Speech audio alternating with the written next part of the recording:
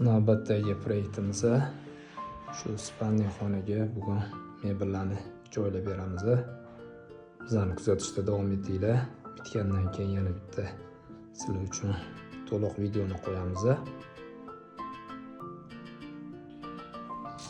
Navbatdagi o'sha sizlarga ko'rsatgan xonamiz mana xudo xolisa bityapti ishlarimiz. Bu yerda spanli kravat bo'ladi. Tepa qismlari ham shkofli variantda qilib beryapmiz.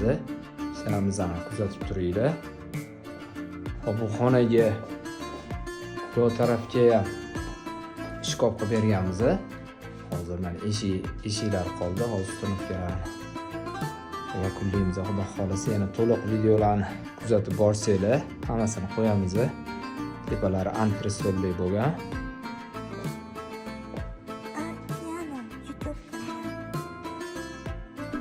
Bu